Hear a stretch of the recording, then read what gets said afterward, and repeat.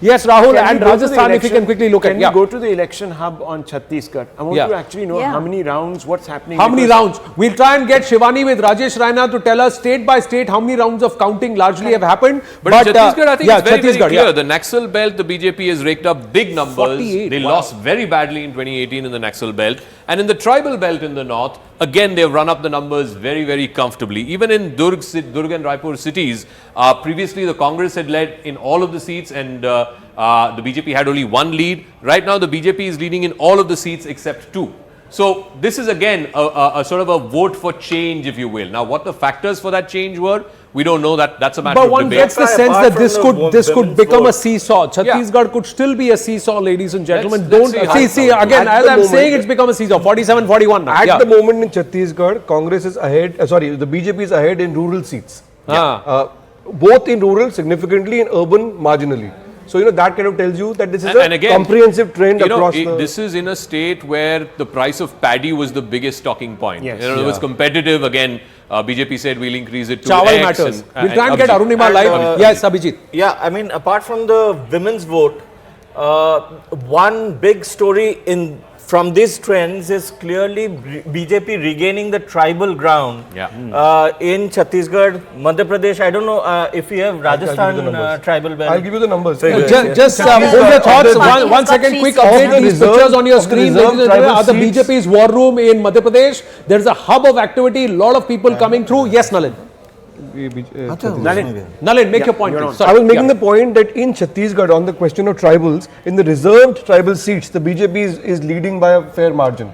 I'll give you the exact number as well. Let's look at the tribal seats. The because BJP in Rajasthan last time the tribals went against 17 versus 14 out of 32 seats, 32 tribal seats in Chhattisgarh. 17 the BJP is leading in, 14 the Congress. In 2018 it was the opposite story because the Congress won. There was a wipeout. The Congress had 28 out of 33. The BJP only had 3. So the BJP has come back in those tribal seats, and I think that's a big factor as well, particularly in northern Chhattisgarh.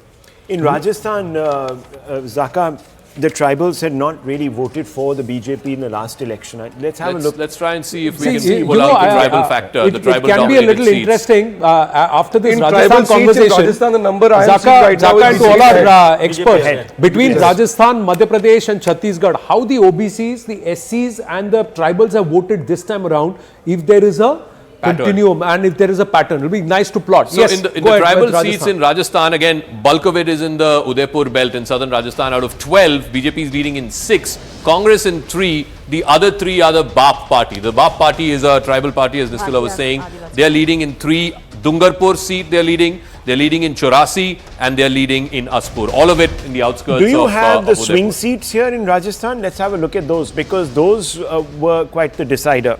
So if I can go back and check the tight fights, the 2018 tight fights, I think there were 20 plus seats that were tight fights. There were 19 seats. 40 seats were decided by a margin less than 3%. Right now, it's even Stevens. BJP has 9, Congress has 9. Again, in different regions, by the way, a set of seats here in this Kota belt. There's a bunch of seats in the desert, and of course a bunch of seats in northern Rajasthan as well. But the tight fights are still continuing to be, tight. very tight.